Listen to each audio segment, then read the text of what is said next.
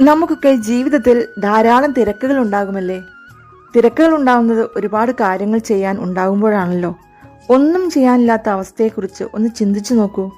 നമുക്ക് ആരെയും കാണാനില്ല, ഒരു പ്രവൃത്തിയും ചെയ്യാനില്ല, നമുക്കൊന്നും ചിന്തിക്കാനില്ല എന്ന അവസ്ഥയിൽ നിന്ന് ഏറ്റവും മനോഹരമായിട്ടുള്ള ഒരുപാട് കാര്യങ്ങൾ ചെയ്യാനുള്ള ഒരവസ്ഥയിലേക്കുള്ള പരിണാമമാണ് നമ്മുടെ തിരക്കെന്ന് പറയുന്നത്.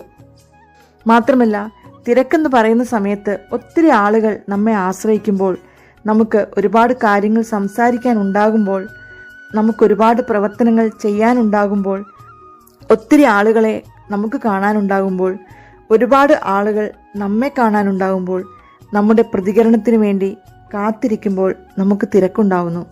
അതിനർത്ഥം നമുക്കൊരുപാട് കഴിവുകൾ ഉണ്ടെന്നും അത് നമ്മുടെ സമൂഹത്തിന് ആവശ്യമുണ്ട് എന്നുള്ളതുമാണ്. നമ്മുടെ തിരക്കുകളെ മനോഹരമായി മാനേജ് ചെയ്യാൻ പഠിക്കുന്നിടത്ത് നമുക്കതിനെ നമ്മുടെ ജീവിതത്തിലെ ഏറ്റവും മനോഹരമായ കാര്യമാക്കി തീർക്കാൻ കഴിയും. അപ്പോൾ ഇന്നു മുതൽ നമ്മുടെ തിരക്കുകളെ മറ്റുള്ളവർക്കും നമുക്ക് തന്നെയും അനുഗ്രഹമാക്കി തീർക്കാം. അപ്പോൾ എങ്ങനെയാ നമുക്ക് നമ്മുടെ തിരക്കുകളെ ഇന്നു മുതൽ അങ്ങ് സ്നേഹിക്കാം അല്ലേ? അപ്പോഴേ എനിക്ക് ഇച്ചിരി തിരക്കുണ്ട് കേട്ടോ. Good bye.